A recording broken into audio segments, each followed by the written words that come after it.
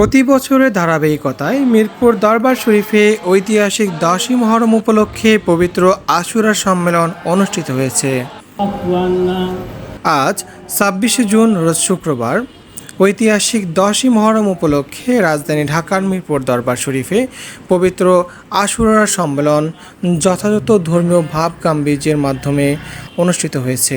মিরপুর দরবার শরীফের প্রতিষ্ঠাতা ও প্রেসিডেন্ট ইমামুল আশিকিন শাইখুল আকবর জামানার ইমাম ডক্টর সৈয়দ এম সাইদুর রহমান আল মাহবুবী মাদ্দাজিল আলী হুজুরের আহ্বানে পবিত্র আশুরার এই সম্মেলন আয়োজন করা হয়। সকাল 7টায় পবিত্র কোরআন তেলাওয়াত, হামদ, নাতে রাসূল এবং কারবালার গজল পরিবেশনের মাধ্যমে অনুষ্ঠানের কার্যক্রম শুরু করা হয়।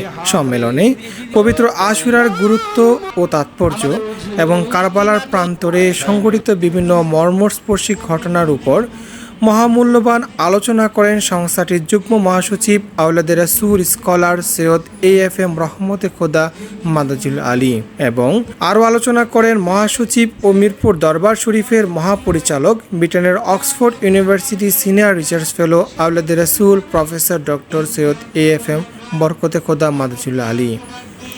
এছাড়াও দেশের প্রখ্যাত ইসলামী চিন্তাবিদ, গবেষক ও ওলামায়ে কেরাম সম্মেলনে গুরুত্বপূর্ণ বক্তব্য প্রদান করেন।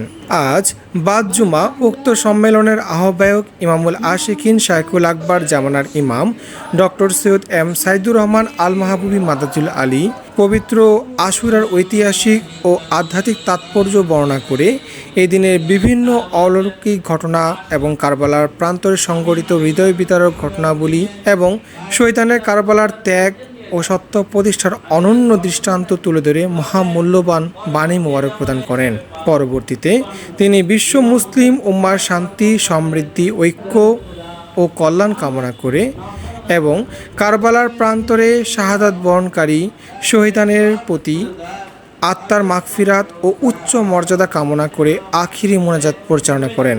পবিত্র আশুরা সম্মেলনে রাজধানী ঢাকা সহ বাংলাদেশের বিভিন্ন জেলা থেকে আগত গণ্যমান্য ব্যক্তি, নেতৃস্থানীয় ব্যক্তিবর্গ, শান্তিপ্রিয় আশিক রাসূল এবং ধর্মপ্রাণ মুসলমানগণ স্বতঃস্ফূর্তভাবে অংশগ্রহণ করেন। সম্মেলন শেষে সমাগত সকল পুণ্যার্থীদের বিরিয়ানি তাওয়ারক খাওয়ানো হয়।